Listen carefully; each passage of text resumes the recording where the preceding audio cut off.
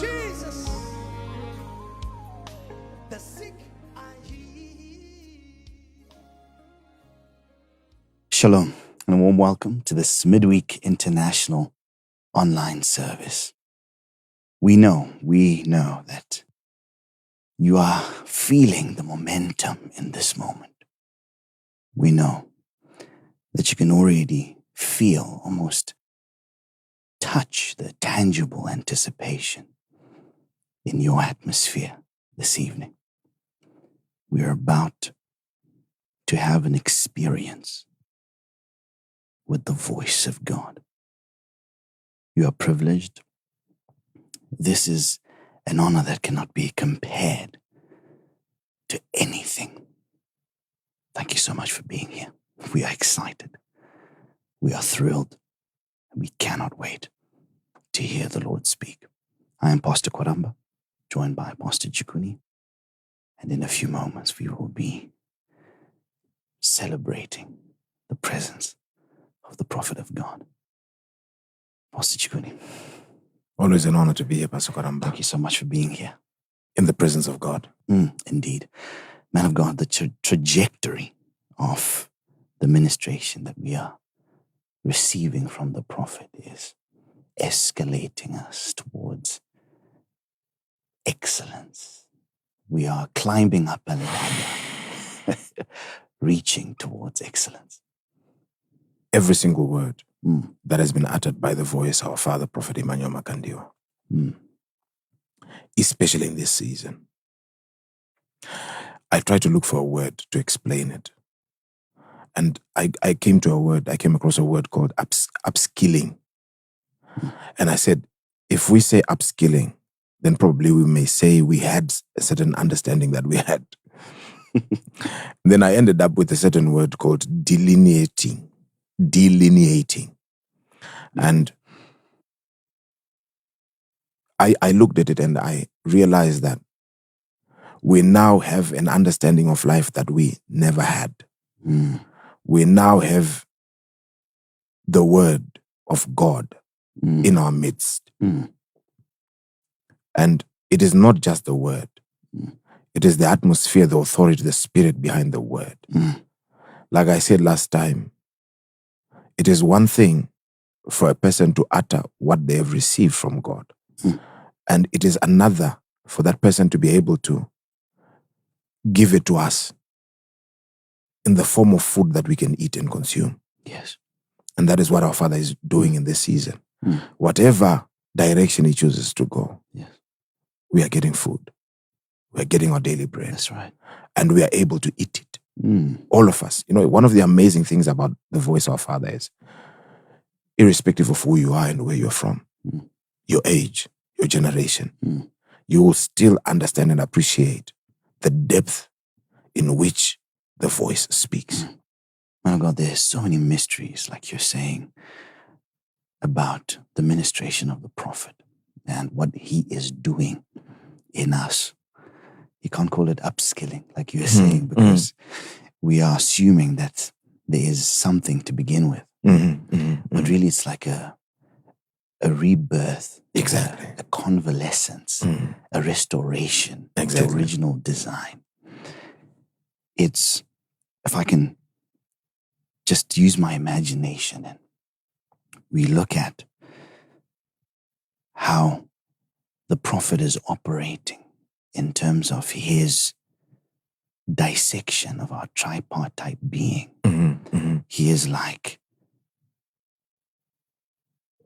a being that has been given the blueprints to our anatomy, spirit, soul, and body. Amazing. And the way he describes who we are and who we must be. He describes who God is and who we must be in light of our origin coming from God, and leading us up and directing us towards a path of not value addition, but value discovery. You've put it, you know, I wouldn't have thought of a better way to express it. Powerful. We are discovering ourselves in the journey. That's right. And It's amazing. I'll always say this. It's amazing how our father, the voice prophet Emmanuel Makandiwa, has the ability to take the word and give it to us.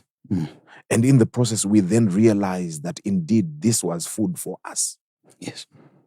You know, there are times when somebody will prepare a meal and you realize this meal was never meant for me.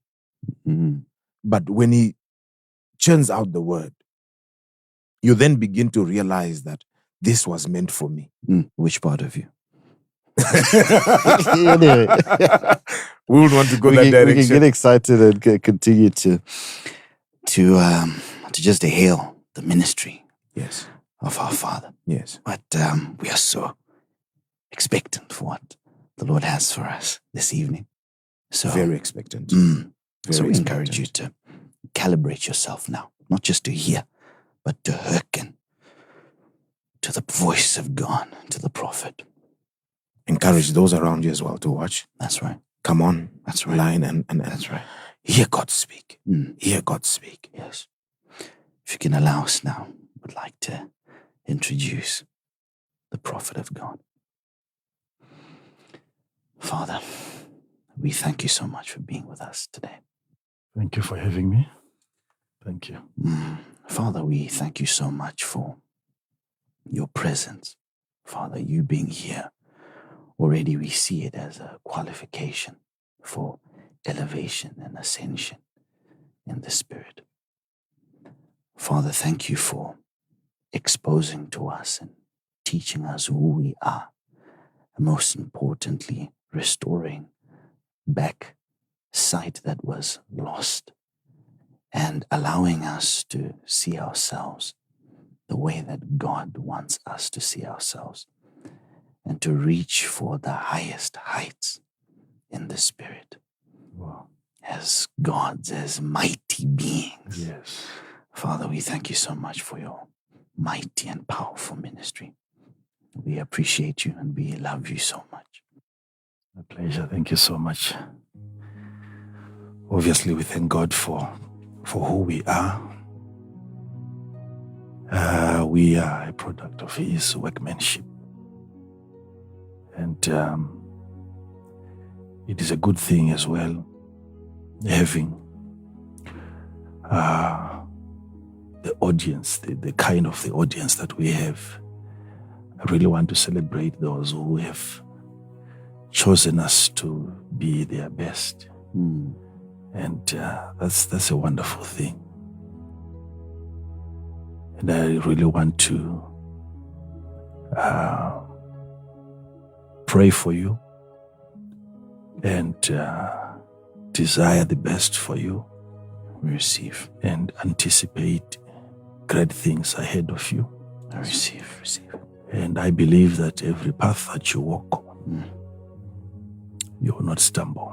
I receive. Yes, we had to come in the middle of the week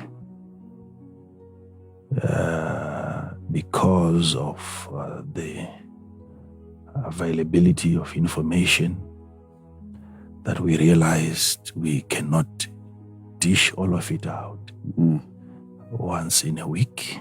And hence we are coming. Yes, Father. Yes. It may not be much, but it's heavy. It's Father, we cannot believe that it's not much. Father. It's always amazing. The meals you prepare for us. Thank you, Father.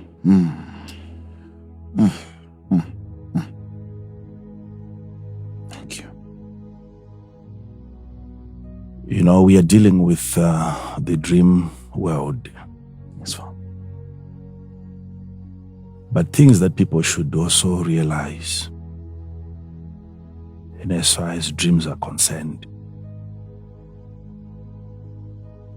there is a creation of adversaries,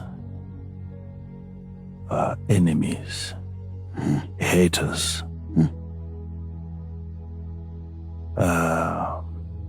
that comes together with each dream that you have. Mm. People have to look at spiritual things from a perspective that is spiritual every time. Wow. If you want to really observe, analyze, comprehend, and understand spiritual matters, then your perspective ought to be spiritual. You have to be looking at spiritual things from a spiritual place. Father, that is powerful. Yes.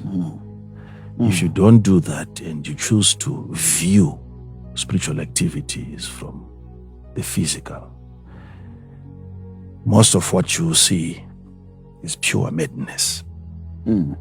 It's foolishness. That is why the cross has been despised.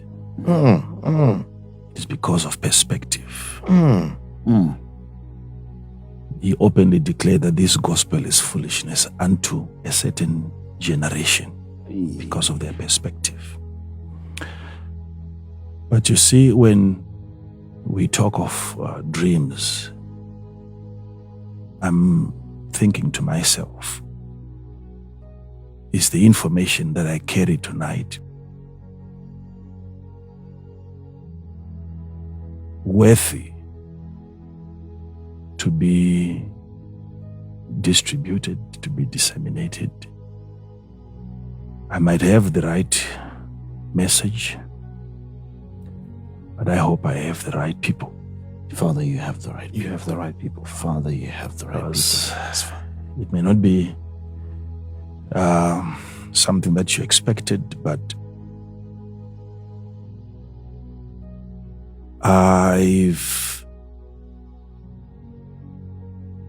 little information that I have, the difference between me and other men of God is not probably in the information that we carry, but maybe I'm just generous. I'm good at giving it out to people because I really want to see people succeeding and not failing in life, and yet we carry formulas that can be given to people and they can implement and their lives can become better. So I don't want you to see me differently on the basis of what I'm going to be sharing with you. I'm still the least in the kingdom of God. But the little that I know, I'm willing to share with you. So let's walk this journey tonight slowly, and we'll get to a certain interesting place. Thank you, Father. Tonight, very interesting place. What exactly is happening when dreams are occurring?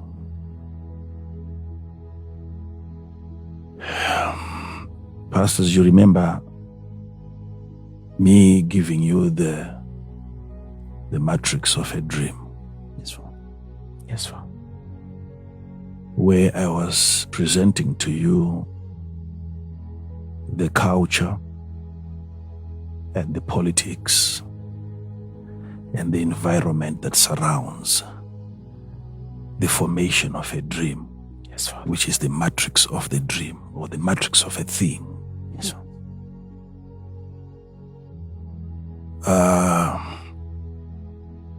I cannot say that you have graduated in this area unless you have fully comprehended the matrix or the formation of a dream. I want to guide you into that truth slowly. Yes, please. And nicely. Thank you. Thank you, Father. Thank you, Father. Yes. Thank you, Father. The Zaphnathpaneah, Joseph had a dream before Pharaoh had his own dream. Yes, Father. So the man that was needed now before Pharaoh was no longer the dreamer of dreams. It was the interpreter of the dreams. Yes, Father. So many dreamers are there in Egypt. Pharaoh is a dreamer, but he is a confused man. Because that's all that dreams sometimes come to do, to confuse us. Almost everyone that goes to sleep dreams, but some they forget. Yes, Father. And what Pharaoh, the king, was now looking for was not another dream, but an interpretation of the one that he had. And to find that one was a very difficult assignment. It was a difficult assignment, coming up with one who can interpret. Yes, Father. Yet everyone can dream. That goes to show you how valuable that gift is. So we'll talk about the dream, and then the interpretation, then the administration of the dream. If we can put together these three things, then you have the word becoming flesh.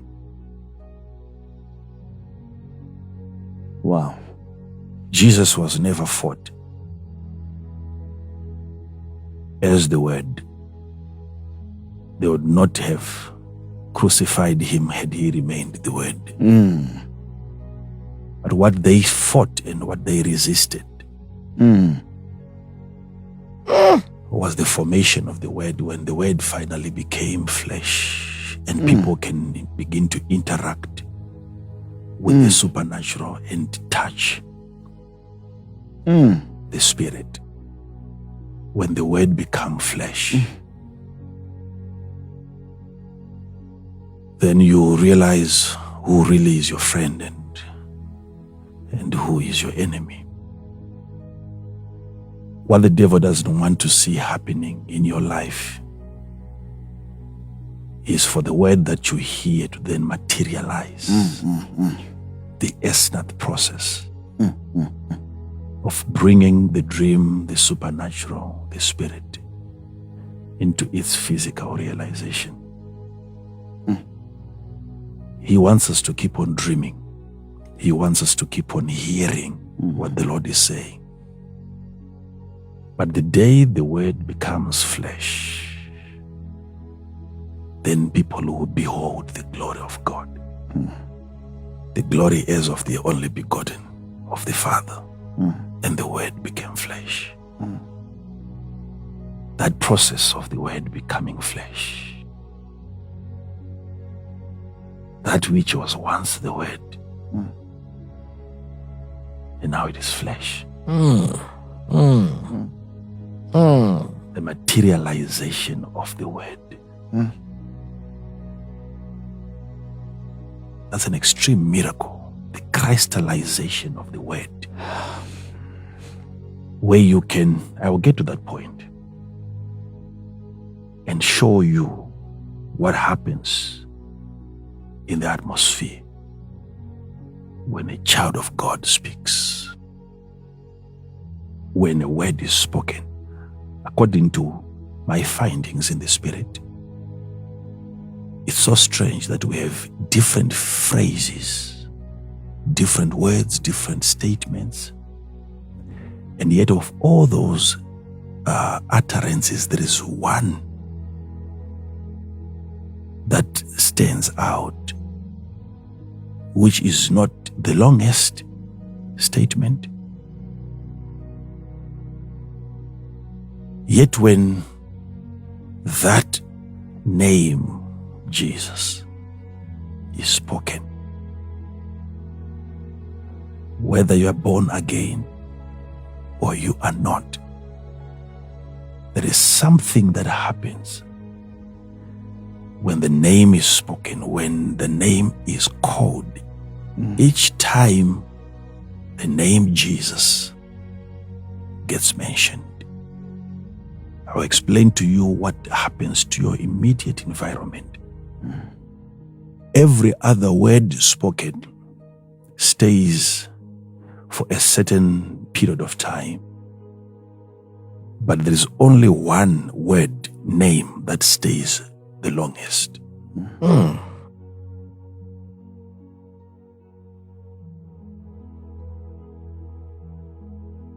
Joseph had a dream in chapter 37 of the book of Genesis 37. I want you to look at verse number 9.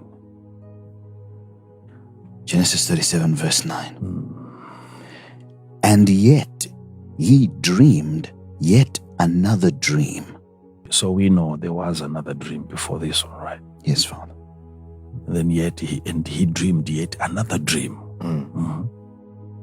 And told it his brethren, Yes. and said, Behold, I have dreamed a dream more. And behold, the sun and the moon and the 11 stars made obeisance to me. And he told it to his father and to his brethren. And his father rebuked him and said unto him, What is this dream? He got rebuked by his own father. And he said, What is this dream? What is this dream that thou hast dreamed? Shall I and thy mother and thy brethren indeed come to bow down ourselves to thee, to the earth? And his brothers envied him, but his father observed the saying.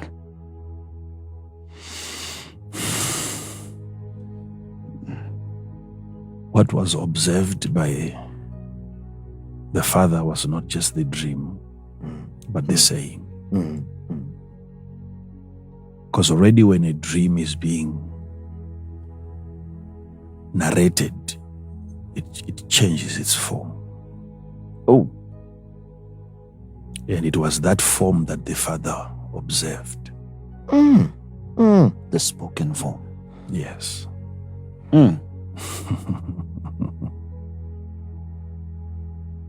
There are dreams that will forever remain in a dream state until that dream is transported into the first phase of reality, when the dream is spoken. When you speak the dream,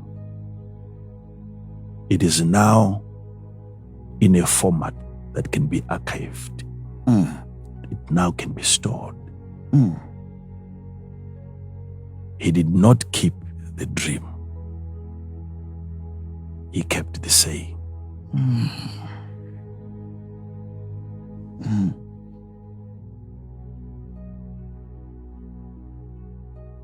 What I want you to understand here is what exactly is happening to you when you are dreaming. Yes, Father. Yes.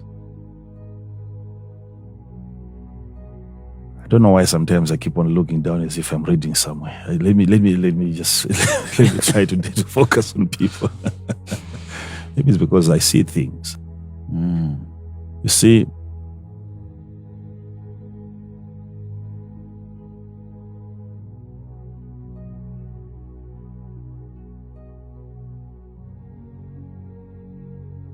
when a person is dead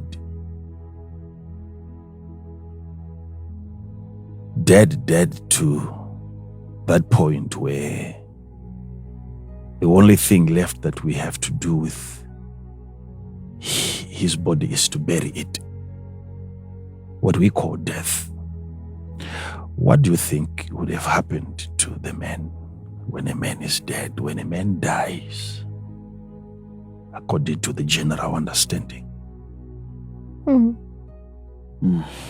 Father, according to, like you've said, what we've generally understood is that when a person is dead, him as a spirit, he has departed from his physical body. From his physical body. Yes, Father. And then the departure of that spirit causes what to die? Causes the physical body The physical body. to die. And it is not the spirit that No, comes out of the body that dies. No, Father. It is the body that is left by the spirit. Yes, Father. Yes, that's the general understanding. So when we say that a man is dead, we are simply saying the spirit has departed from the physical man. Now,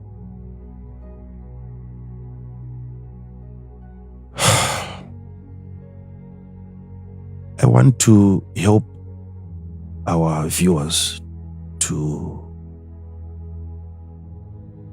appreciate the activities of the spirit in a physical body. Thank you, Father. Thank you, Father. You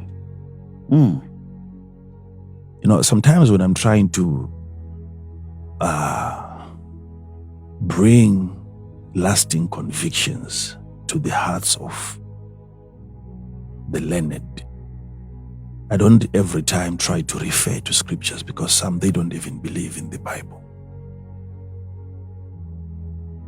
But sometimes I bring to their attention realities. Yes, Father. Yes, Father. Yes, practical things that they interact with on a daily basis. Yes, Father. So that even if they are to deny the Bible, they still cannot deny certain realities. There are those of you that are well educated, and the Lord bless you for that. But you see, any information that we acquire must help in bringing us to the knowledge of the Lord. We must never allow any information into our existence that complicates our relationship with our Maker. Any information that seeks to birth doubt of the existence of your Creator, that information is very toxic, very dangerous. True knowledge, true information must always be measured against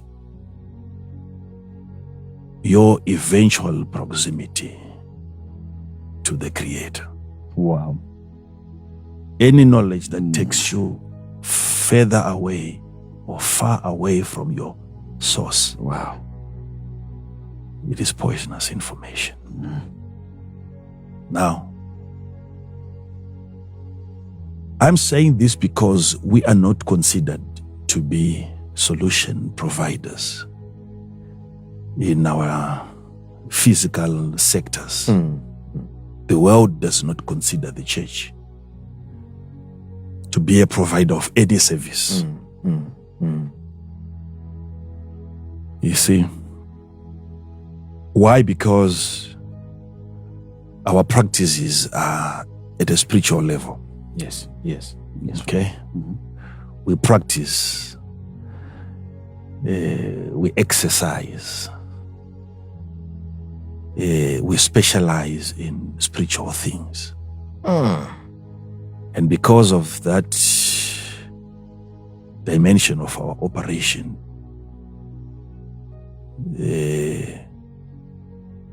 we are no longer considered as relevant when solutions are needed. The church cannot be consulted because what they have has nothing to do with the problems that we are facing.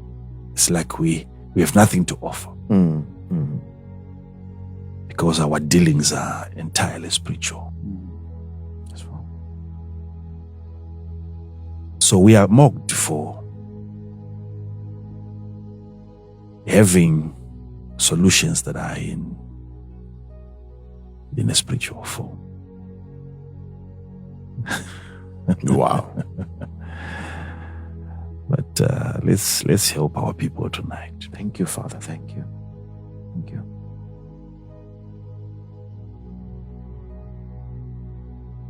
If I'm to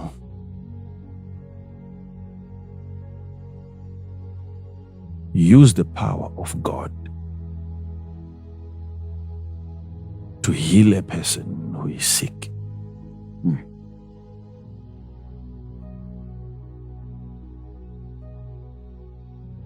the power is in a spiritual format.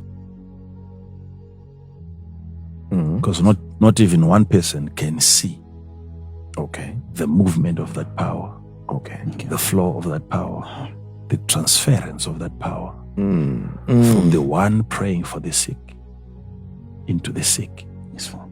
No one gets to see that. It's something that you cannot physically observe. Yes, Father. Yes, Father. So that is what makes that power spiritual or spirit. It's a sharing of a portion of another human spirit. Hey. Let me give you let me give you something that is going to help you. People say that in as much as you can have hundreds of people being healed by a power that they cannot harness, they can't trap that power. If they can't package it, put it in a container, yes, and or even write it as a prescription. If there is no dosage to that solution, then it's not regarded as a solution. True. So it is undermined. It is it is smeared at. It is trivialized because it's too small according to them. It's not something that you can take seriously. Because we don't understand this mysticism thing, and where people can just claim there is power in the atmosphere, and then we can't really yes. That's the reason why they don't take the spirit that serious, and they don't believe that the healing that we have is sure,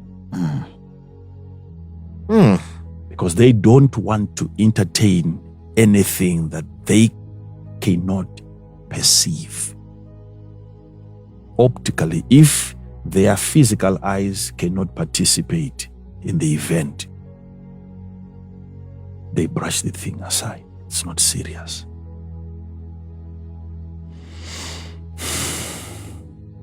But I want to teach you some sure things. Yes, Father. If spiritual solutions are not applicable in physical matters, if spiritual solutions cannot solve problems that are physical, why is it then that the day the spirit departs from the physical flesh, then the flesh dies? Hey. Who was assisting who? Who was the solution and who was the problem? Father, we need a moment. Yes. Father, we need a moment. Not a moment. I think you need a week. A day. More than a week.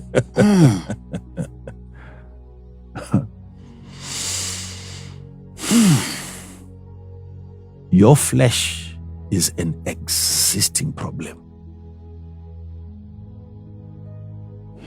which needs an immediate solution, which is the spirit. Wow. The spirit in a physical body. That was an image that God created so that you can believe that detaching a spirit from the physical, the physical dies. So the presence of a spirit in the flesh is the presence of a solution to the flesh. So I'm starting with that because some of you think that materials that are tangible are the only solutions. You think only money can save the flesh. Only medication can save the flesh. But I'm showing you something that you have an internal and intrinsic physician who is conducting services on a daily basis, working in the flesh. And when that image was formulated by God, he wanted you to believe that the flesh apart from the spirit, what you have is death. You have a problem. If spirits cannot solve physical problems, let's get the spirit out of your physical body. And then you have to talk to me after that. Tell me, why have you died? If your spirits cannot solve physical problems, why is your flesh being solved every single day by the spirit?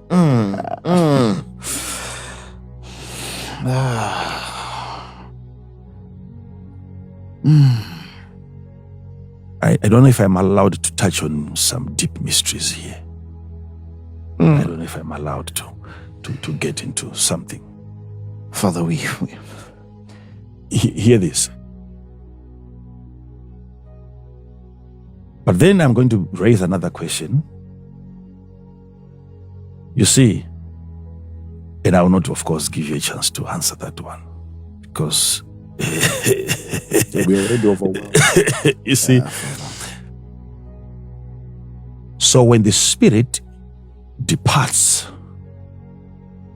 from the physical body, the physical body reacts to that in a way that we call death. The process of decomposition starts. Your body begins to disintegrate, meaning what was putting the physical body together is the spirit.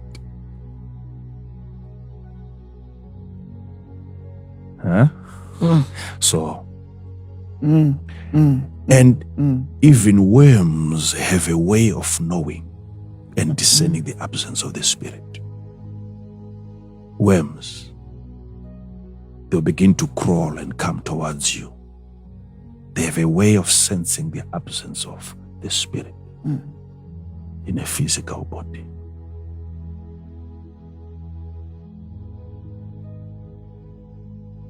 Flies, they are landing on you every single day. And laying eggs on your physical body, but those eggs, they don't hatch. They die because of the presence of the spirit. But when that worm falls on you, in the absence of the spirit, it gets straight into your skin. And you start to rot. Things that will begin to happen to you physically, those things are a confirmation that the spirit is gone. So imagine that a state, a nation, when the spirit of that nation departs, maybe if I don't get time today, I might touch on that on Sunday. Yes, please, Father. Because we are observant, we are aware of the death of a human being, but not many can discern the death that occurs to a nation when the spirit that God had allocated for that nation departs. to you about that. That's strong. And what Father. begins to happen, and what comes to replace the politics of that nation, what comes to replace the economy of that nation, which is not the economy according to God. It's a representation of the original economy. That will depart as soon as the spirit of the nation departs. I'll deal with that. Because some people don't understand that when a nation is blessed, the blessing of the nation is not only determined by the mineral resources. There are spiritual entities that hover over certain territories. And until we understand how to relate with those spirits in charge of our space, we have no blessing. And we have no business being on the earth. I'll elaborate that. I'll teach you on that maybe on Sunday, because some people don't understand. You see, when Israel was moving from the land of Egypt into the promised land, God said, I have assigned an angel that will go before you. And then he said, this angel will keep you in the way. Which means the direction was given to a personality which was not the children of Israel. There was a spirit above them which had the direction.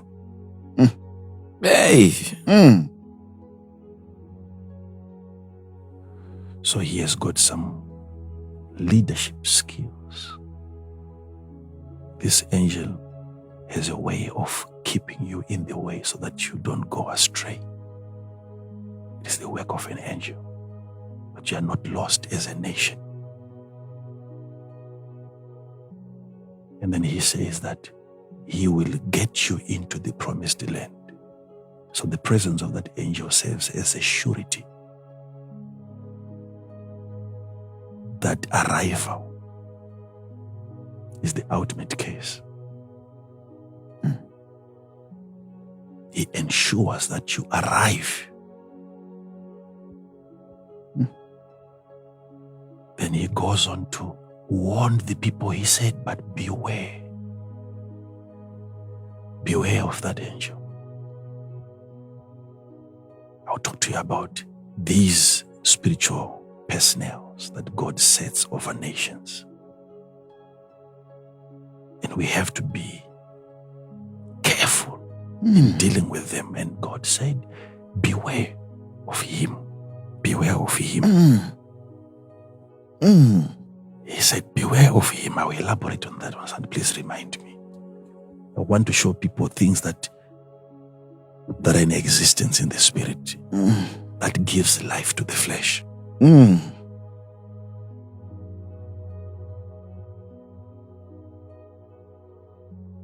And God said to Israel, provoke him not.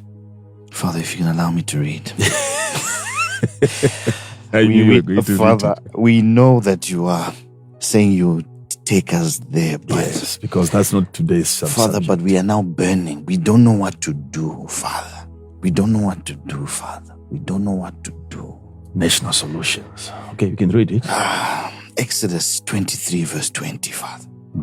Behold, I send an angel before thee. So you see, take every word there seriously. He starts by saying, behold. Hey, Okay? I send an angel, which means this angel is in a form that you can behold if you're spiritual. See.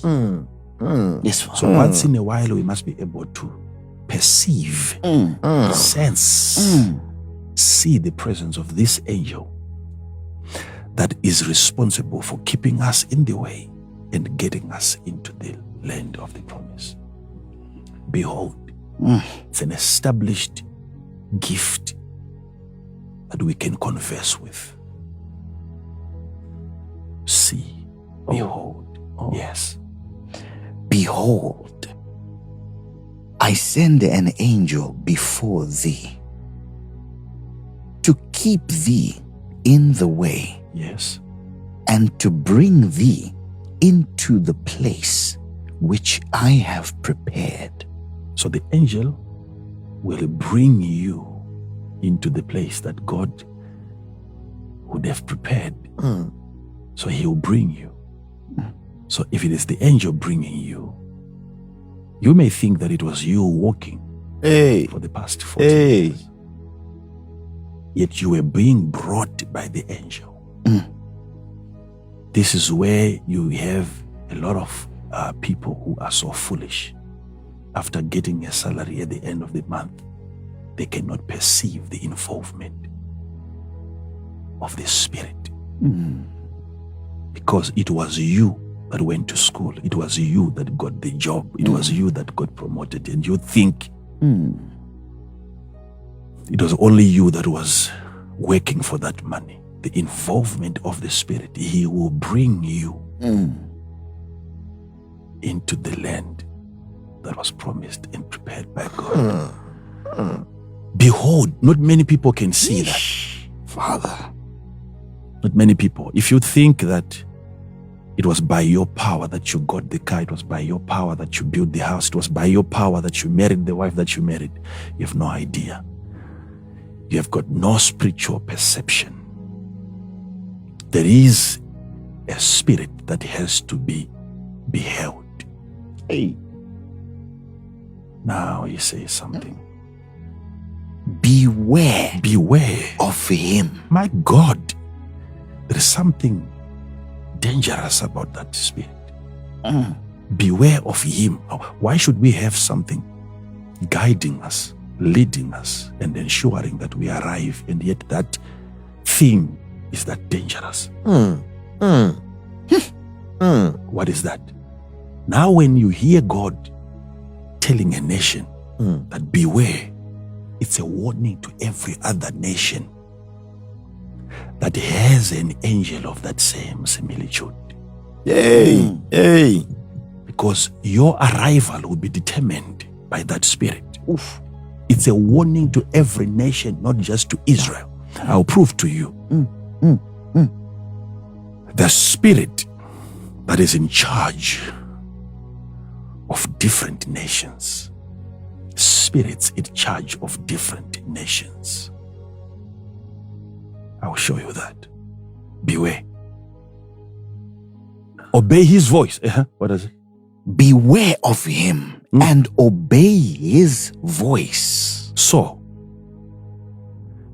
you have to move from only seeing him to hearing him. So he is a speaking spirit.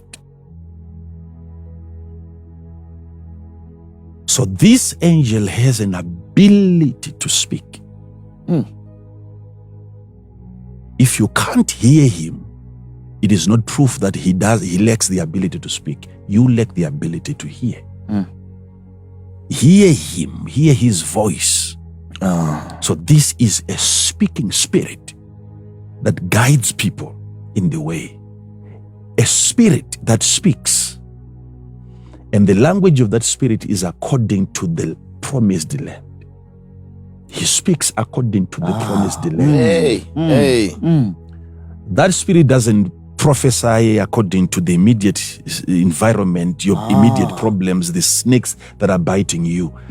That spirit speaks according to the prepared land.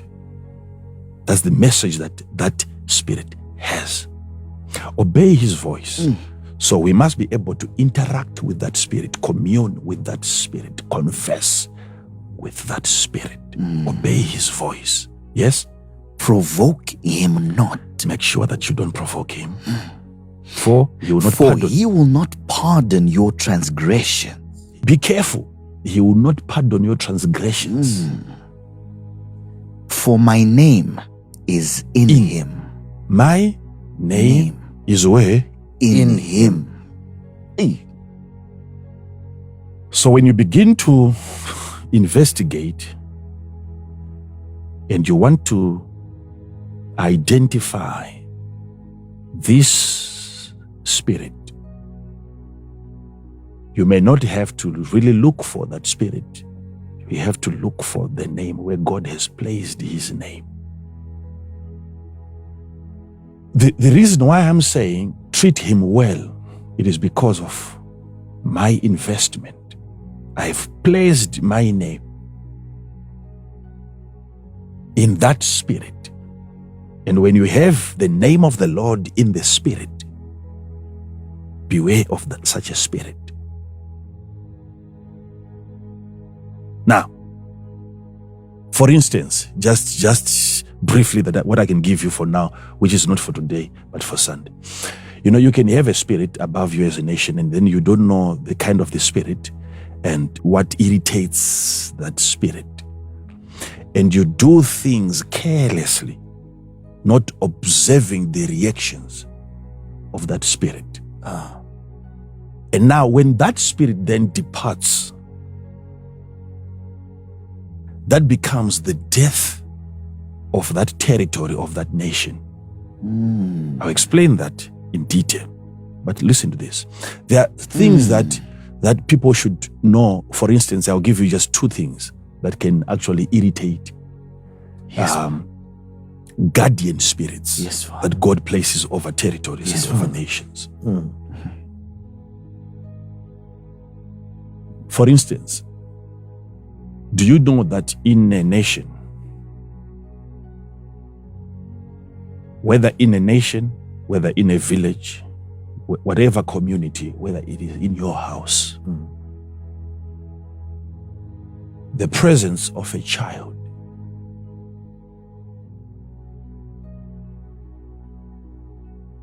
when a baby is born and the baby doesn't get sufficient attention and the baby begins to cry, the cry of a baby, whether in a house, whether at a school, whether in a nation, if the voice of a child is not attended to, you are provoking a spirit.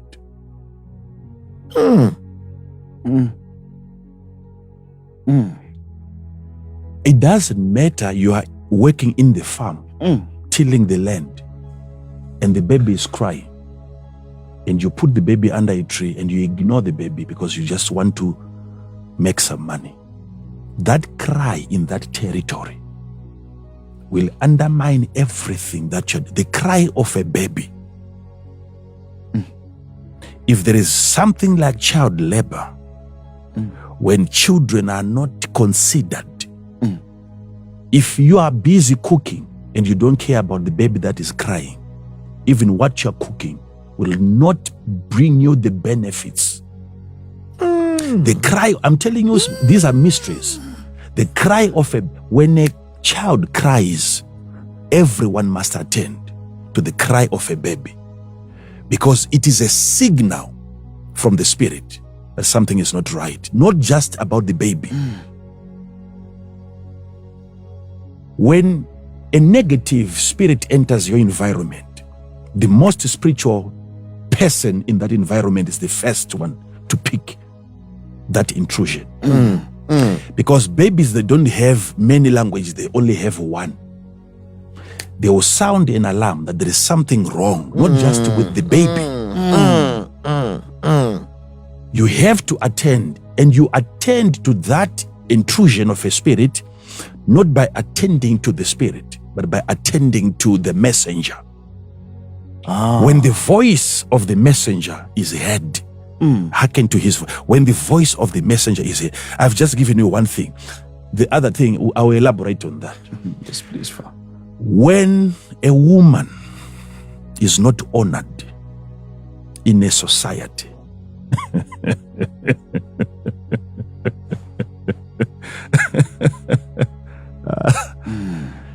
a woman,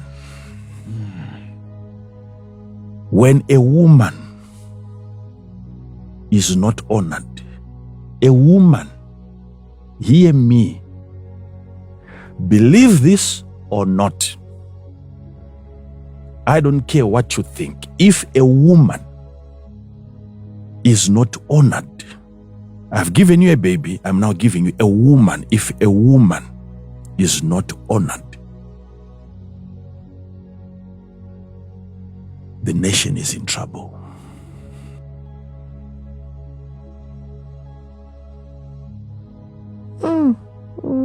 Why is it that, pastors, you have a scripture in your Bible that says, if you don't deal with your wife according to the knowledge, even your prayers will be hindered? What is it about a woman that can hinder even prayer? That you can't leave your wife said and go and have a fruitful conversation with God. So if God has to consult your wife before he answers your prayer, who is she? You may not like her, but what kind of a person is that? That you pray for 7 hours and God says, okay, before we answer, we attend to your prayer. Let's look at your wife. 1 Peter 3 verse 7. Likewise, ye husbands, dwell with them according to knowledge, giving honor unto the wife, as unto the weaker vessel, and as being heirs together of the grace of life, that your prayers be not hindered. A man that you find praying on top of the mountain and is there for 21 days praying and fasting, and he's not considering the state of the wife, how the wife feels about that. So if God has to consult the wife before he answers your prayer, then your wife ceases to be just a wife. She's your prayer. You now have a person that represents prayer. She is the embodiment of requests. You can stay in a good home without praying much, but maintaining a good relationship with a woman, and God would begin to answer her as if answering your prayers. No.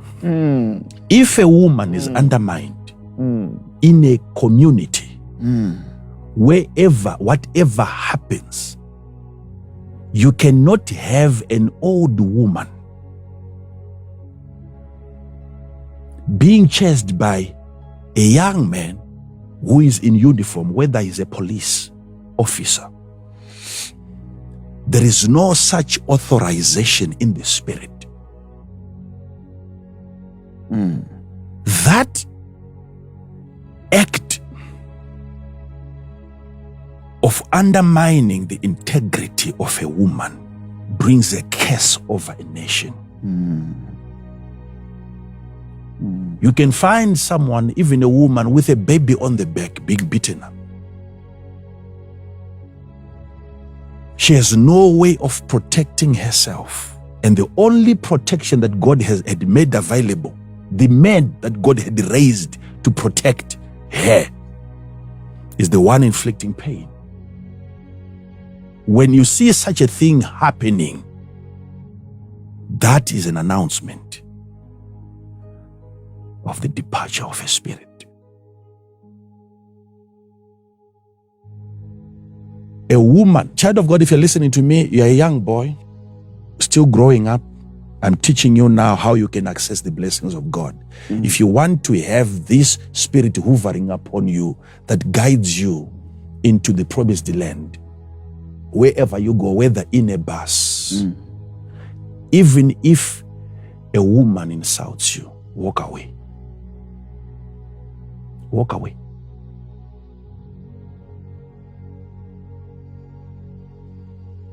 I'll deal with that on Sunday so that you understand the spirit. Yes, please, Father. Beware of that angel.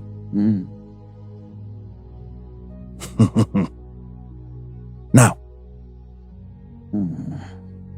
what is happening to a man. Now we know a man is dead because the spirit has departed. Okay? Please, let's come back to this one. Sunday will be something else. Let's come back to this one. So when a spirit departs, from the physical, it is the physical that suffers immediately. Immediately. So, now tell me, why is it that when you are dreaming, get ready for this now, when you are dreaming,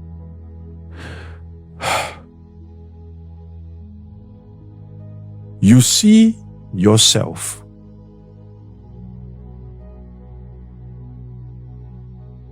in a place that is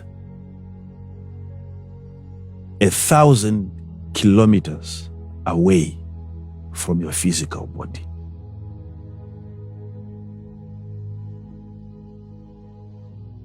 Why is it that that departure of a spirit to that location does not result in the death of the physical body in the bedroom?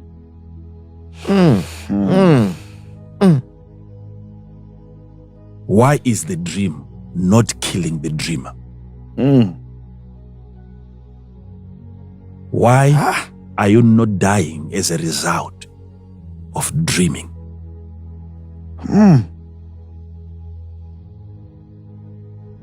Why, Father? Why? Two things are happening when you're dreaming. Wow. I said last time you have to know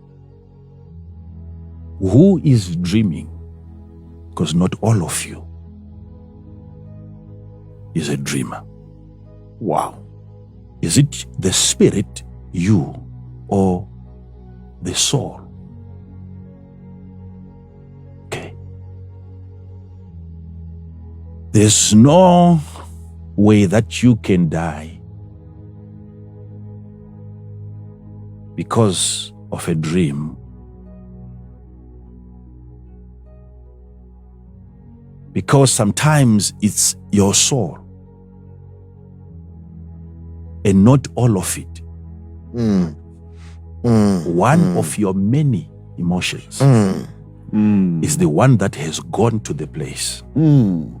So you still have the majority of the soul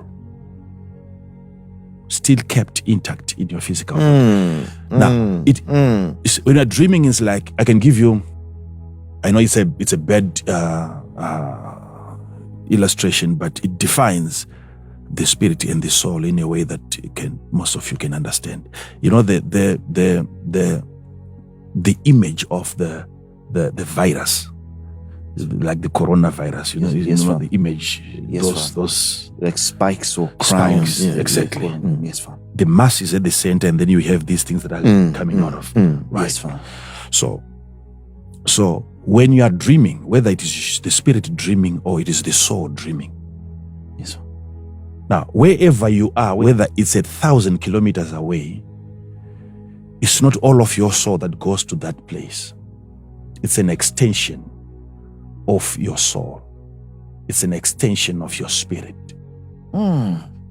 So how further you can go, it depends now with the elasticity of your soul or of your spirit. How flexible are you as a spirit? That determines how far you can go into the future and predict the birth of a son unto us. A child is born, and unto us a son is given. How many years before it happens? It depends now. With the flexibility of either your spirit, which is you, or the soul. Now, the reason why you cannot die, because you are in the United States of America, sleeping in Zimbabwe. The reason why you cannot die, it is because it is not your spirit, all of it, that has gone to the United States of America. If your spirit makes a mistake of leaving the body, and then it gets to the United States of America. If it overstays there, by the time the spirit comes back to the body is already buried. You are dead. So the spirit must be very intelligent to assign a part of it. It's a stretching of your spirit to a different location. Now, that part of you, that extension of your spirit in that area, it becomes an established activity that is actually taking place. It's you there. Hey. No. Okay.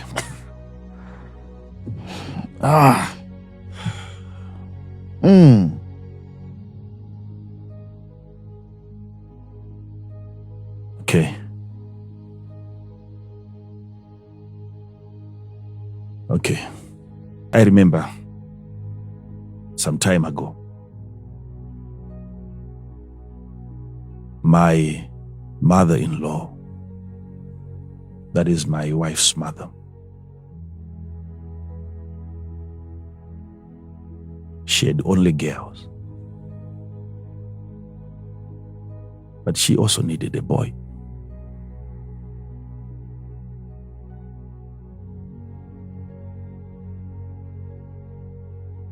But she never got a boy.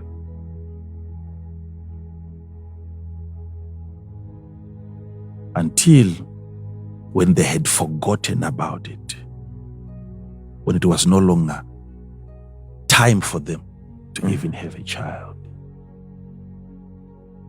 Now here comes a baby boy, the last born.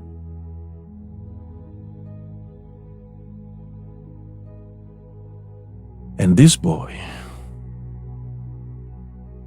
when this boy was born, I remember one time now, she came to our house to see my mother's mother. My mother's mother, my grandmother. Can you imagine that? Her firstborn is now 80.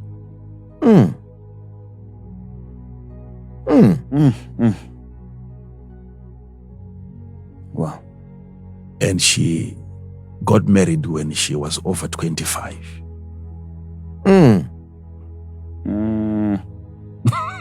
That is long life. That is long life. Her firstborn, he's 80, he's still alive. And she's still alive. Wow. She can't really remember when exactly, but it is said maybe she was about 26, 27 or 28 when she got married. And the baby came after that. Wow.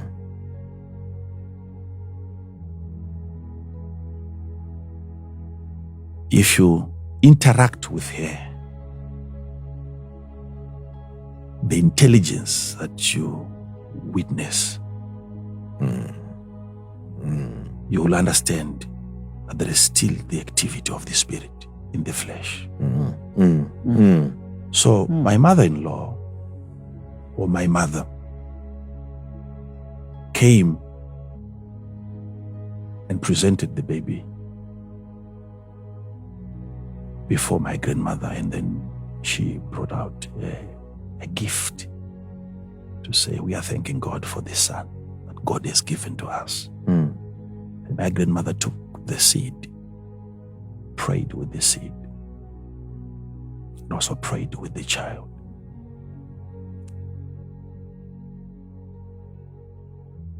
And then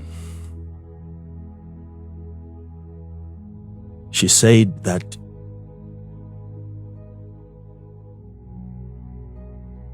that was the following day. She actually said, come tomorrow. And then when they came back tomorrow, she then delivered the message. She said,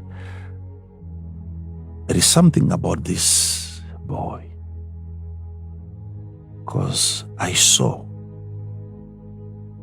in the spirit this your son wandering in the forest like he is lost. He's amongst the thickets, wild animals. He's in a thick forest like he is lost. But because you have made us to pray for this young boy, and you have sowed a seed, when this thing happens, don't panic. Because I see him being led again back to the road. Something will happen in as much as he's confused. He's lost, but he'll be found.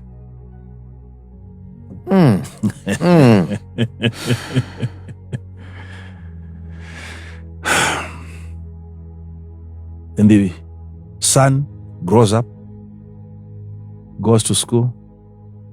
He's in grade 5. And they had sent him to a boarding school, which is like 300 kilometers away from Harare. It's in the middle of a jungle, that school. Grade 5.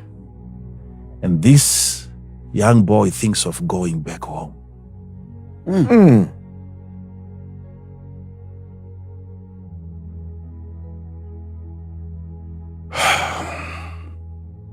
Took his short, his shirt, then he sneaked out through the fence of the school. No one saw him. Left the uniform, changed his clothes, and then he began to walk in the forest. It's in the middle, those of you that know the school, it's in the middle of a very serious forest. Then the young boy went missing. They discovered the uniform, but you can't find the boy. Grade 5. Ish.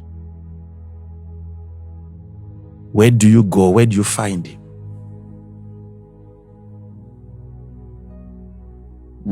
For formality's sake, it had to be reported to the police. The police have this thing, this issue in their records.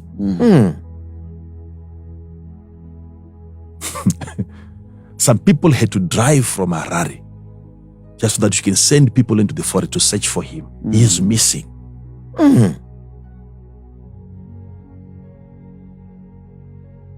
Now, of course, the rest is history. Obviously, he had to be found, not because anyone found him, but according to the prophecy. Yes. Wow. But my issue is, how many years before? Now, to think of that now. Yeah.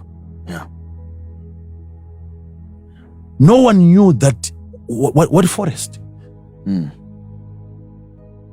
when the child was being taken to that school, not even a single person ever thought, not even a reminder to say this is the forest. What entered into that small boy at that age to say, I want to go home now? Then he enters into that forest that was seen how many years ago? 10, 11 years ago. The elasticity. The extent of the spirit. Wow. So you imagine looking at me, I'm a product of that parentage. You can imagine. There's no room for us to fake prophecy when we are a product of that manifestation.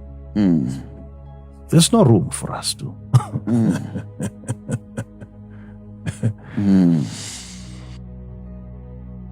Don't go there and bother my grandmother, because some of you have a problem when you hear me speak like this.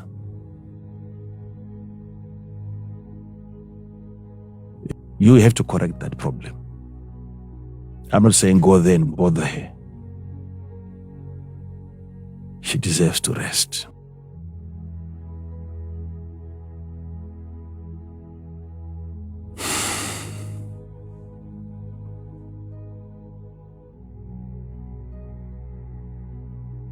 But believe what I'm telling you.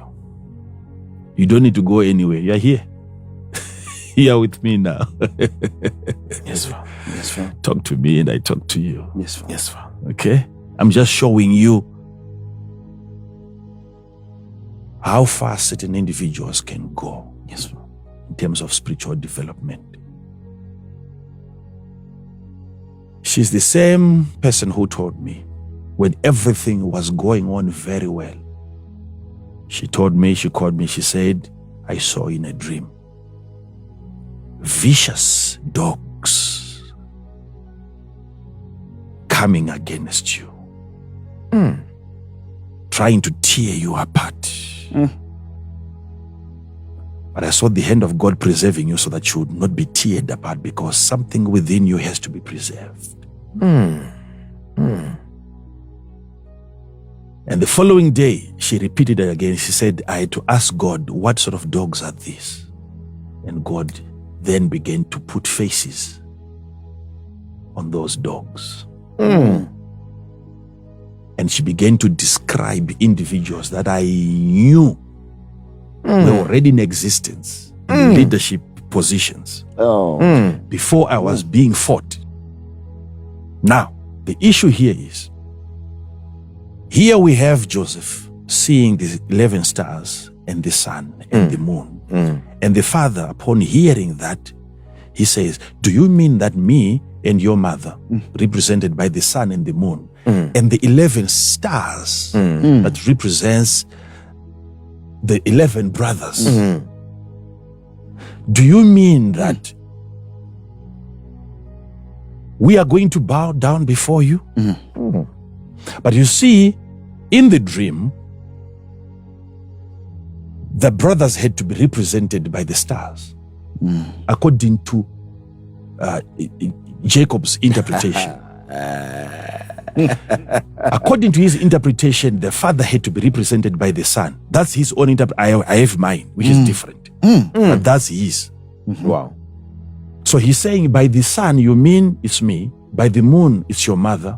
The stars, your brothers. But my issue is, imagine that it's in a dream and you have something else that is not him, but representing him. You see how you can dream of certain people without dreaming of them. Yes, Father. Yes. You have to know what represents them.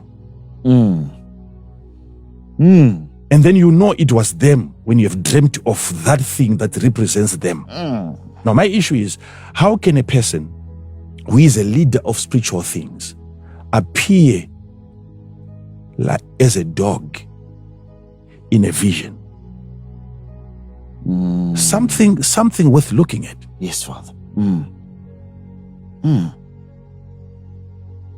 You don't want to have an authentic prophet seeing you in form of a dog in the spirit.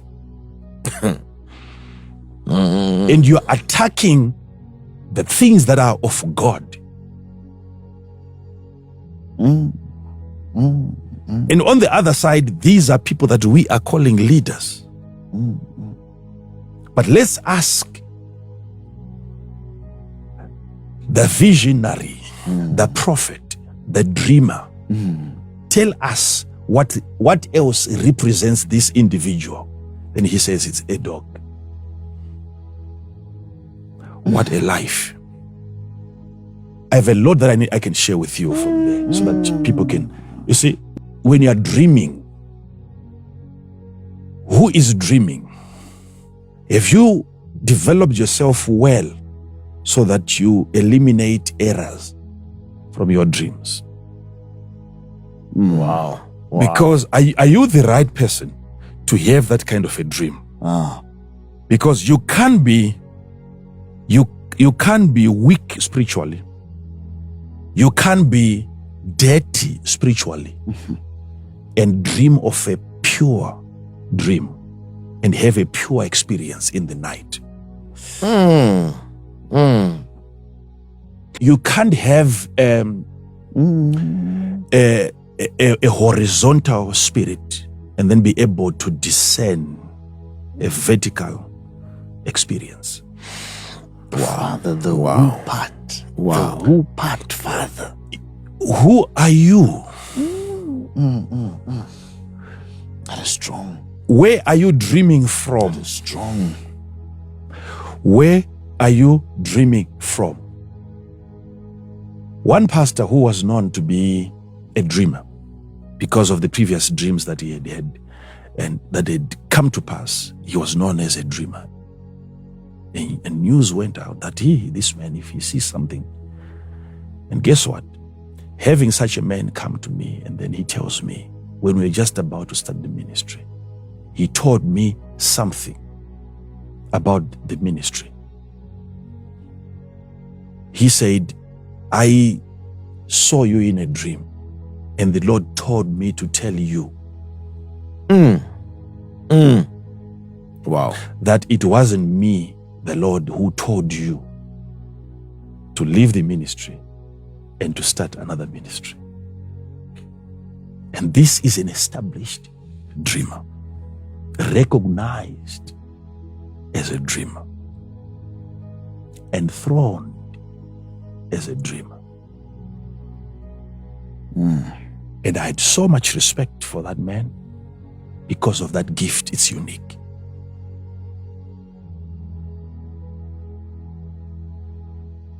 So I wasn't devastated because I said, so I have to find out if the Lord spoke to me and then the Lord spoke to him and the messages are different. It's either one of us is lying or these two lords, one of them is a liar. If all of us are seeing, because there are people who see, and what they see is a lie, and yet what they've seen falls under visions and dreams.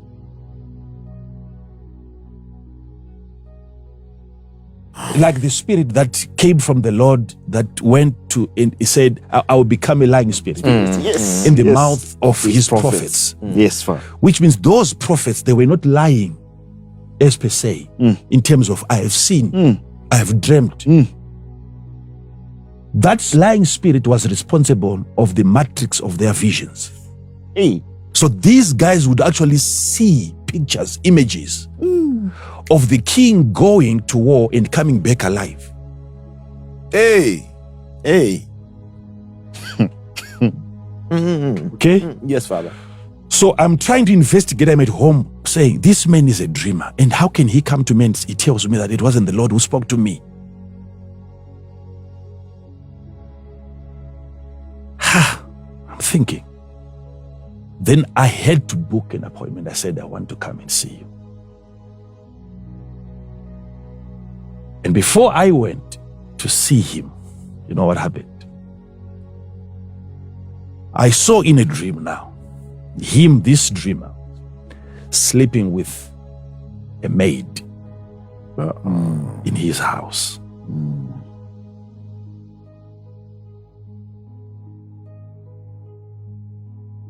But I've gone to bed, prayed up, wanting to hear God's heart concerning this matter. And I'm asking God, did you speak to this man? And instead of God telling me that I didn't, he showed me something completely different. What has that to do with the dream? So he had given me a date. He said, you come on this particular day. And then I went, arriving in the morning. Now, here comes this girl. He said, unfortunately, your mom is not here today. His wife was not present. Then he said to this maid, you can serve pastor, give him something while I'm taking a bath. Then she brought in a tray and there was water and a drink and some biscuits. And I looked at this girl exactly, the one that I saw. I said, what is this? And right there, I received an impression from the Spirit of God to say, if you are going to wait and ask him, he's never going to tell you the truth. Go ahead and ask this girl. Right there, I did something which was wrong. I said to her, the Lord has spoken to me in the night concerning you, your relationship with the men of God here. God wants you to repent. I was so blunt. I didn't go because I didn't know for how long this pastor is going to be bathing. He may come anytime soon. God told me that you're doing something wrong. Your relationship is not right. Right at that moment, she knelt down. She began to cry. I'm wondering why she cried. And she said, she was looking back, making sure that he's not coming. And she said, no one knows about this. May God forgive me. And she said, he actually forced the wife to get me. That's what she said. He forced his own wife to have me as a maid here. And yet, even my mother here doesn't even know that the child that I have, I had that child with the men of God. So the mother thinks she's a maid, she came with a baby, and she doesn't even know that she's another wife. She's another, in the same house. There is a baby. The owner, the mother of the house doesn't know. Only her and the husband, they know. She's crying, she's crying, she's crying, she's crying. Now within some minutes, I was saying, now you can go back. Now she wasn't listening to me. She wanted to explain more things and so on. But I realized that my vision was accurate.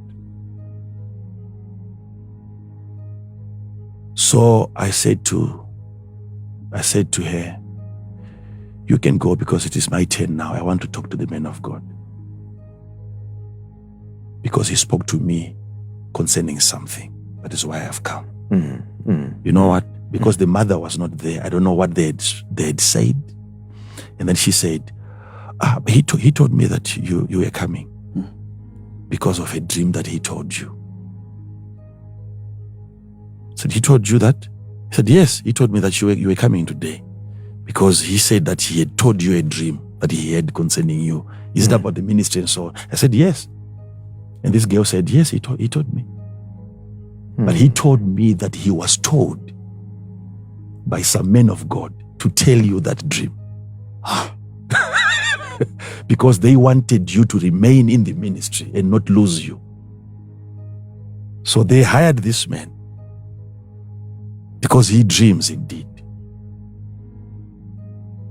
But she's saying he told me that you were coming to inquire because of the dream that he told, but he told me that he had not had any dream of that kind, but he was told by influential people to advise me as if God had spoken to him.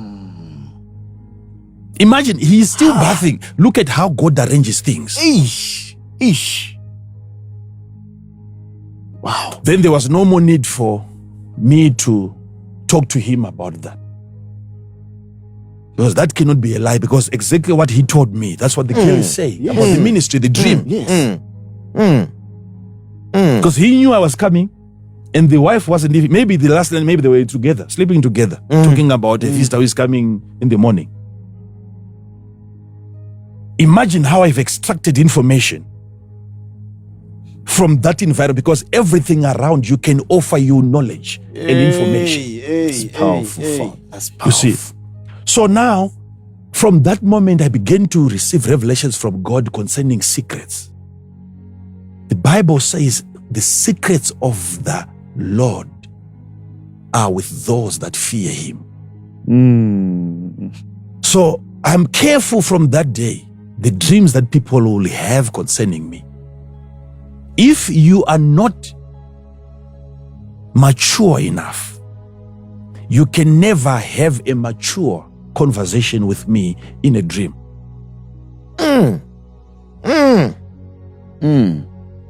How can a man who is living that kind of a life have access to the secrets of my life? Wow. So I've matured now to a point where I can no longer be intimidated by any prophecy, any bad dream, because I have to look at the dreamer. Because the secrets of the Lord are with those that fear the Lord. Look at Psalm 25, verse 14. Psalm 25, Father. Verse 14. The secret of the Lord is with them that fear him. You see that? So your life is coded. My life is so mysterious that not every single person can articulate it. Penetrate it. No. I'm saying yes. Yes. The skin is so thick that if you say that you have seen me, so you have to be very careful, because some of you forget who you are. And yet you believe every dream. You see a man of God, an established man of God, yet in your dream you may see him on the back of a hyena. And then you pack your bags, you leave the ministry because you believe in a dream, but you're not looking at the dreamer of the dream. Are you pure enough to have clarity in your supernatural experiences?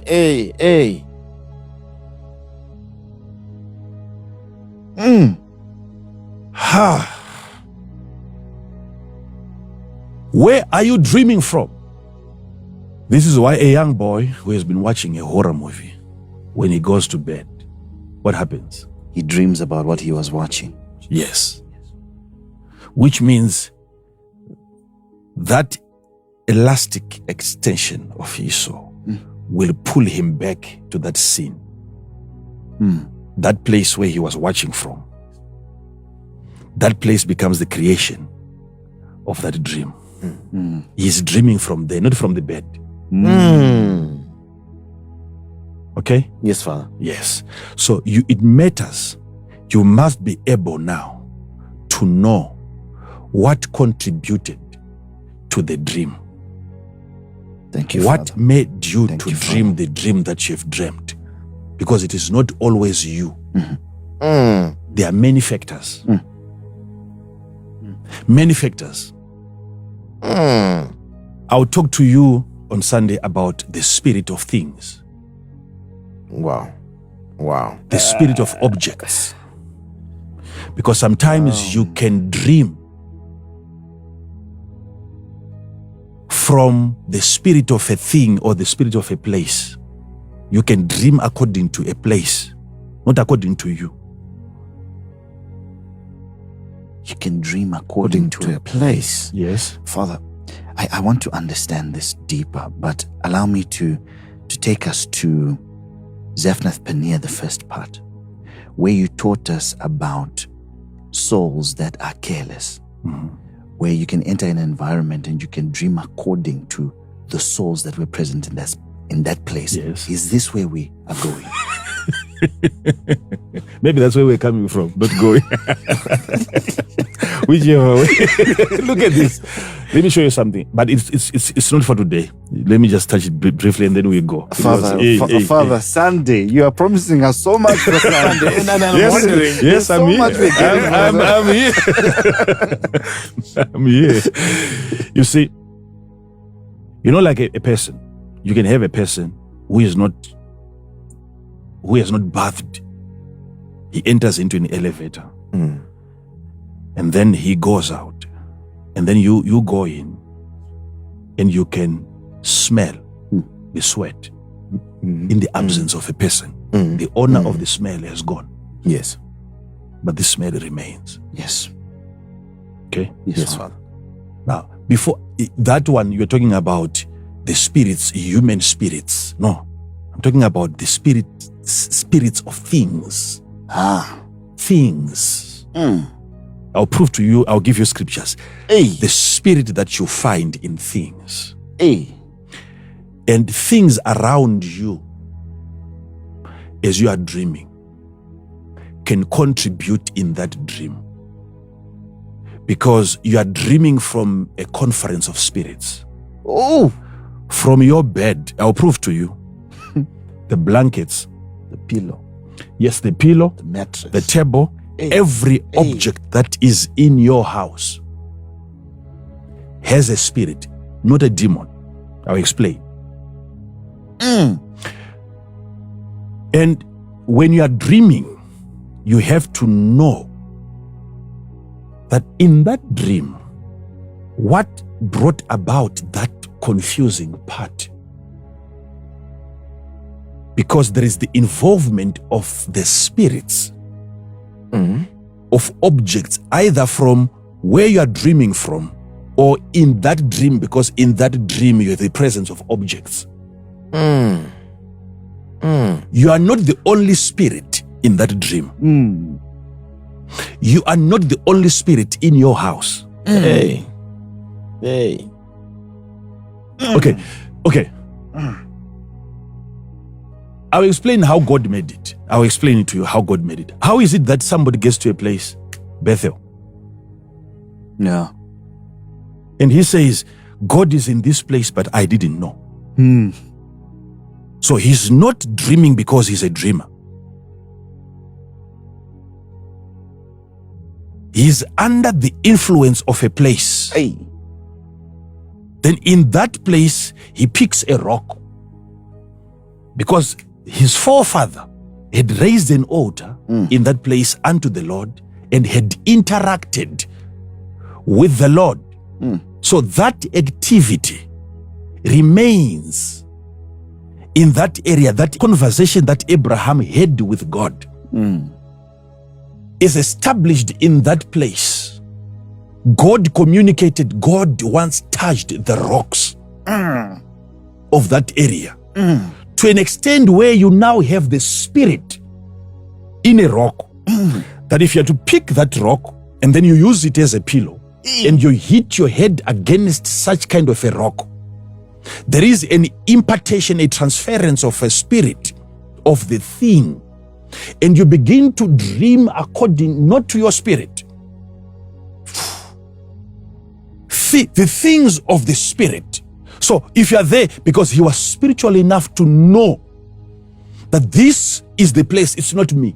I know myself. I'm not prayed up.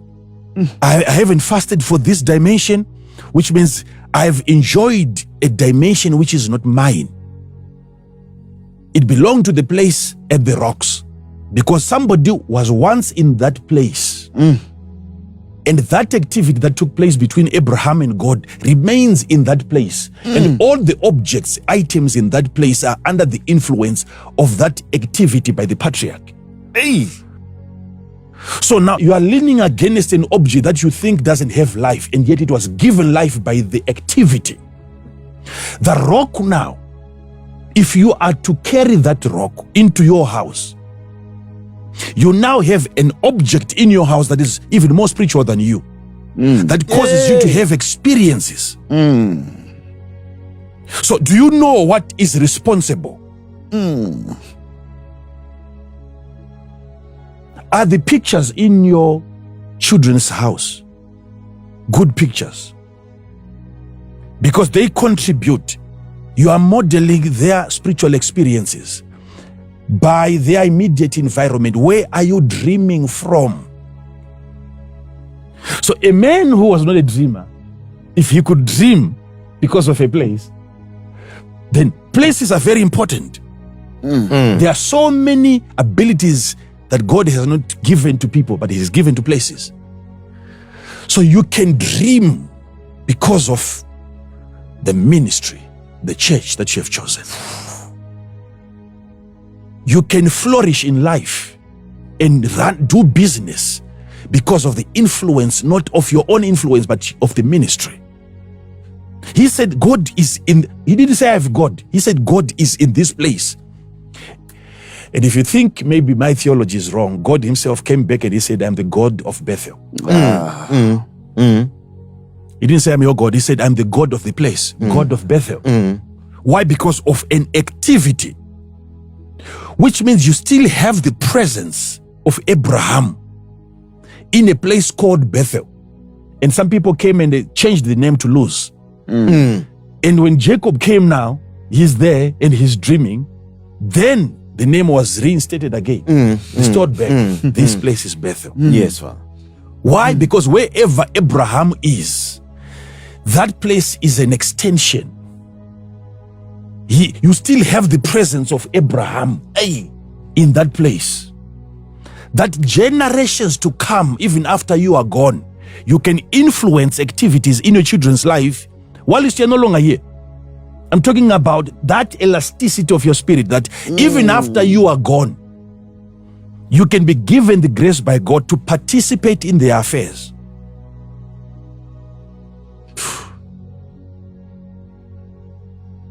The spirit of the things around you have spirits. If you want to hear that message, you have to be very, very, very, very, very prayerful. Make sure that you pray. If I get to that point, then you realize, okay. When God gave dominion and power to the men, that dominion was over everything. And you can never tell me, you pastors, you can never tell me that you have dominion over anything unless you have dominion over the spirit of that something.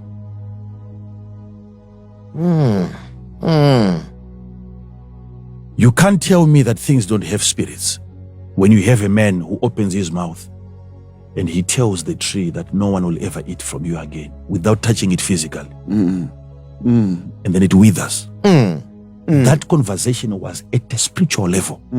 Was it physical? No. So if it wasn't physical, it was what? Spiritual. So if it was spiritual, it means in that committee, in that meeting, there must have been the presence of the spirit of the tree. He removed the spirit of the tree. Therefore, the tree had to die physically. Which means in that tree, there is the spirit. I'll prove to you that. Father, he died the next day, the very next day. Why? Because the spirit, which was the solution to the physical, had departed from the tree. You control things by controlling the spirits that controls them. Wow. When you get to that point, we are talking of extreme power. That you can dominate the earth and have authority over elements. Yes. That when a person picks up a knife, and he wants to stab you with a knife, you must know the spirit in the iron. The spirit that empowers iron. If it's a bullet, somebody's about to be shot, and you have the power of God in you, you must know the composition of that bullet. If there is copper, the spirit of copper. Do you understand the spirit of copper? If there is iron, the spirit of iron. If there are explosives, the powder, the spirit aspect. If you can control that, you can change the trajectory of the bullet. That's why there are people that have been tried to be killed in history and they couldn't die. I'll tell you that the spirit of things, you see, when the enemy comes up with a strategy that he wants to kill you, he must come up with the right tool, the right instrument, whether it is poison, okay, whether it is a weapon. When the Bible says no weapon fashioned against you shall prosper. What causes that weapon to fail? It is not just God.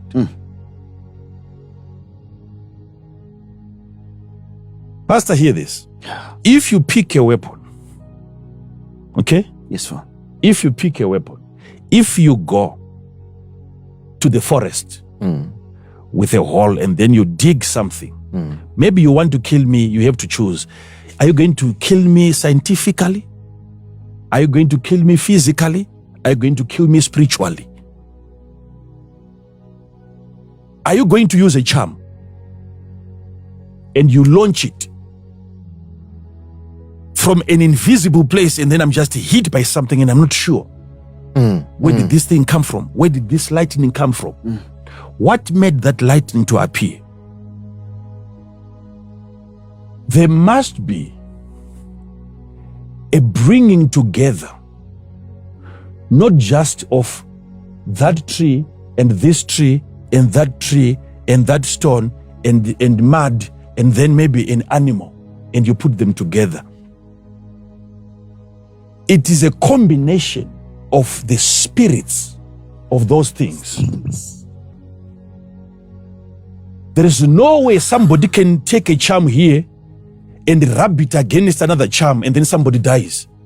If you are not in control of the spirits of objects, it doesn't make sense. That's what will be happening, Father. I'll explain to you on Sunday, not today. But for that now to move, you can have maybe 3 trees, okay? From that tree, you get the leaves. From that tree, maybe you get maybe the roots or something else. And then you are mixing those. Now you have 3 spirits. But those spirits now sometimes cannot kill the person. It can be poisonous that you have to transport it physically and put it in the food. But if you want to transport now those 3 spirits, you may now need another spirit of a creature, an insect, which is mobile, which brings mobility now to the spirits that were stationed in physical objects. I'm telling you how I know their secrets. So after bringing together spirits, then he goes out, he gets a creature, he kills it, and then the spirit of that animal, I'll explain, because some people don't believe that animals have spirits. They think animals only have souls. That's a lie. That's a lie. So you now, after now you have that mixture of spirits, you need something that is mobile, that can transport the spirits that cannot move. Now you have a disease in your body. By the time that you get to the doctor, it goes quiet.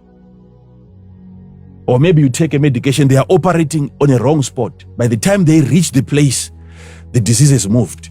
After the operation, you hear somebody saying, now it's over here. That movement calls for a mobile spirit. So it's not just the poison in your body, there is another spirit that transports that disease to different locations of your body. You don't have any authority until you begin to understand the spirit of things. The spirit of things, when they begin to chant before objects, they are talking to spirits.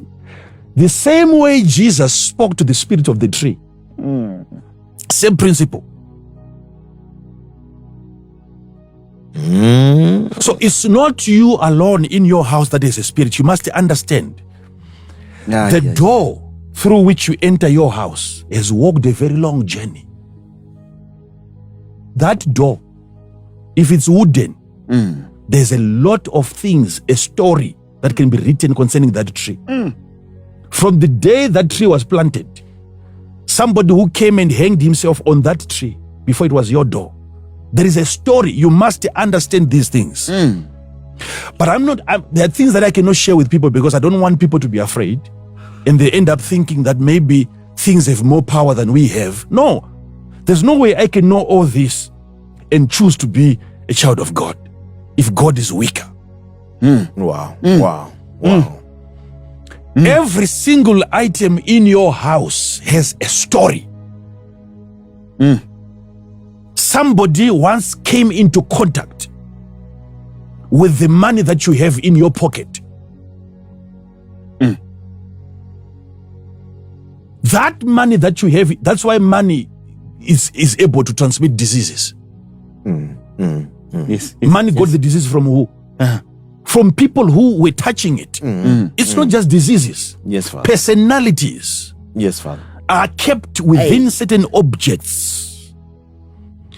There are people that are in your house today, yet they've never been to your house.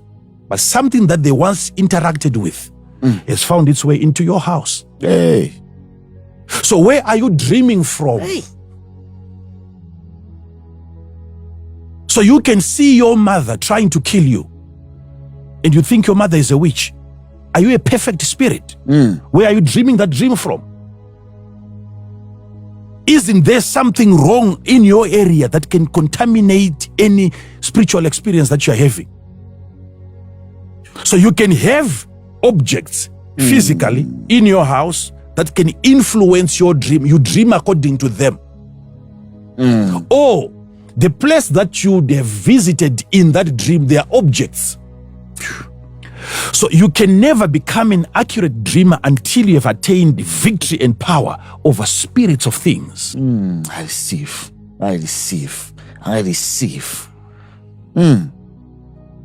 Your own father, you can see him chasing you with an ex, and you believe that dream. Who is the dreamer? Who is the dreamer? I've seen people very young in the spirit saying that I saw Prophet Makandiwa in a dream, and the dream was not right. And you look at them. What else have you ever dreamed? Talk to me about it. When last did you dream about yourself?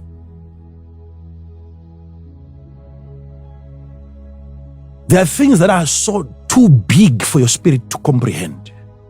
The secrets of the Lord are with those that fear him. So my life is full of secrets.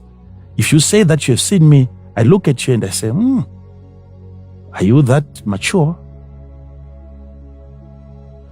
So there could be something.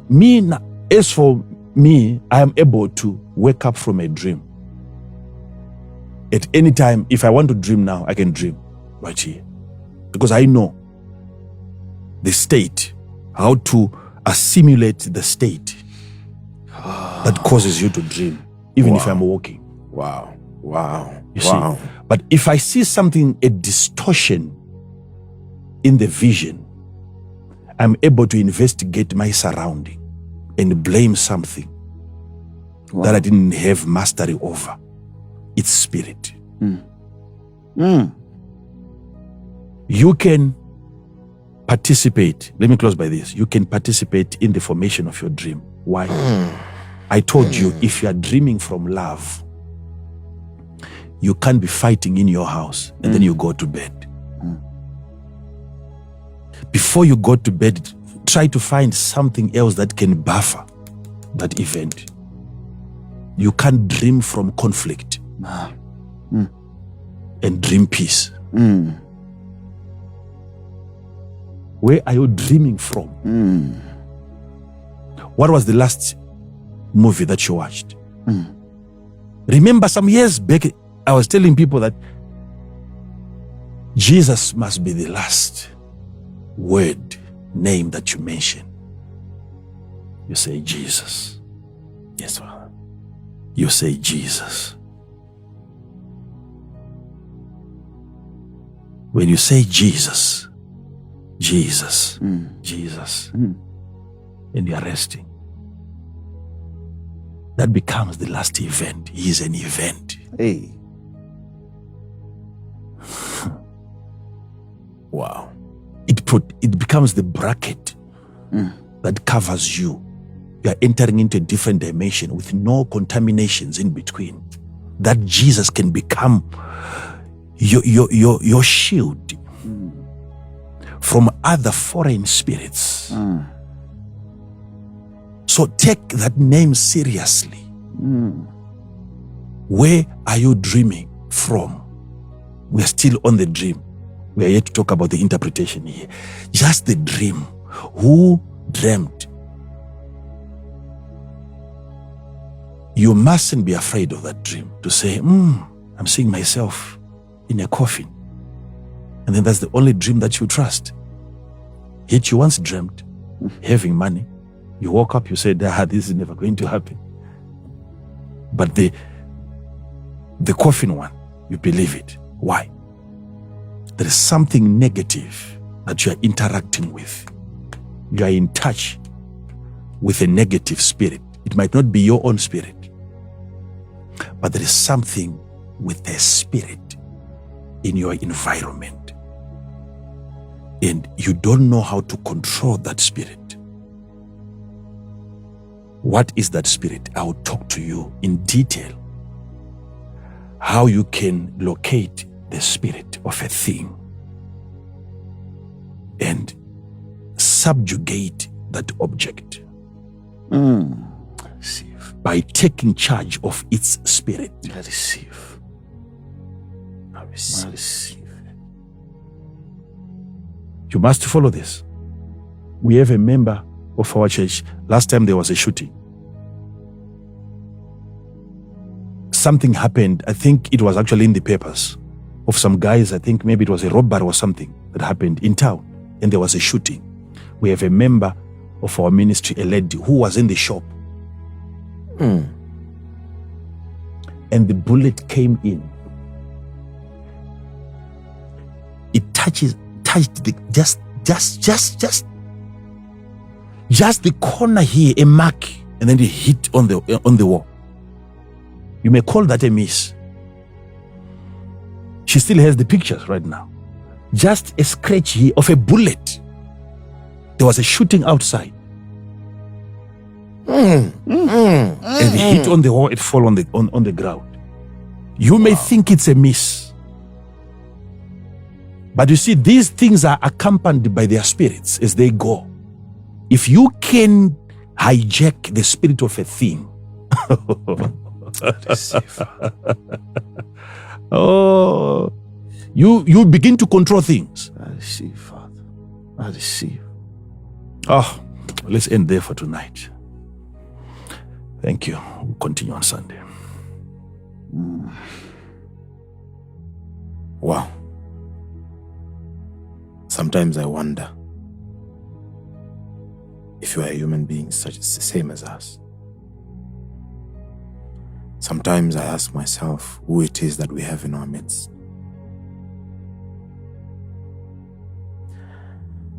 Yes, we can talk about dreams, but not at these depths.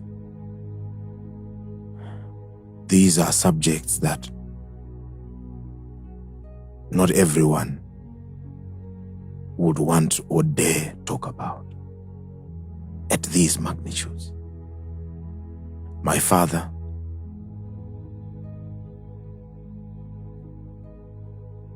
at one point as you were ministering, I was crying. I couldn't help but cry. You have talked about the dream matrix, the environment, who it is dreaming and where it is they are dreaming from. And at one point, I remember I said, I'm overwhelmed. You talked about one's perspective being influenced by their standpoint. You talked about spirits over nations and the angel that was set over Israel by God to direct the way. You talked about honoring a woman.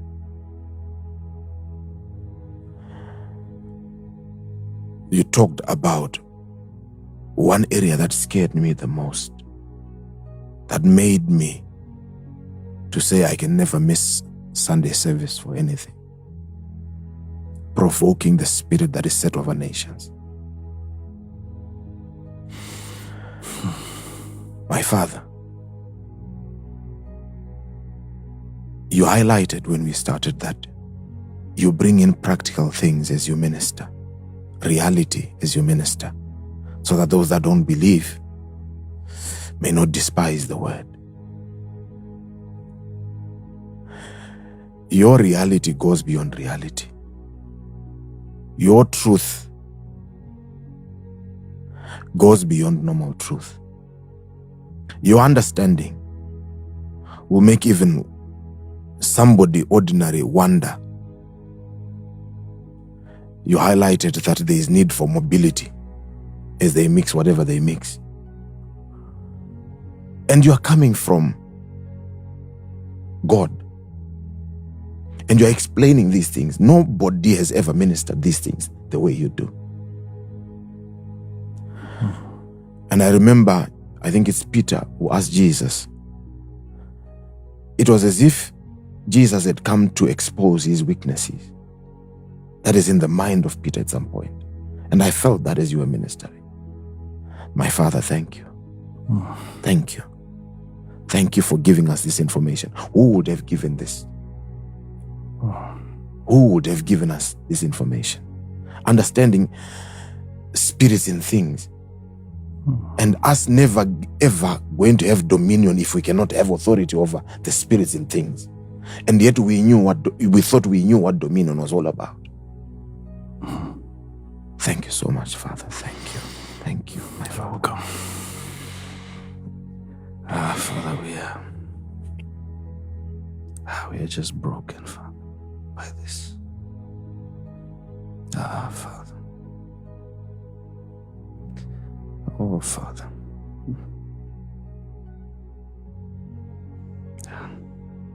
Thank you, Father. Thank you.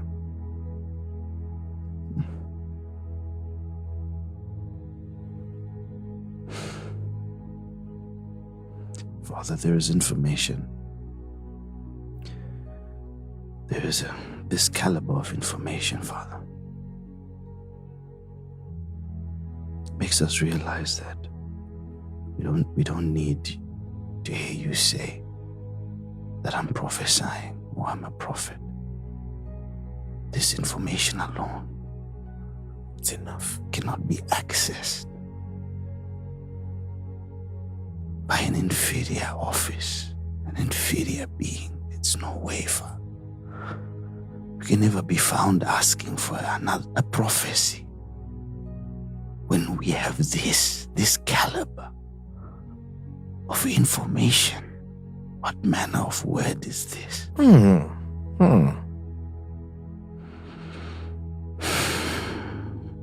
Oh, Father, we thank you. Father, we thank you.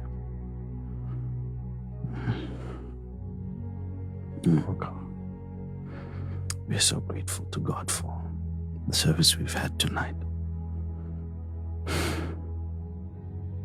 Oh, wow. We need a few moments just like you do.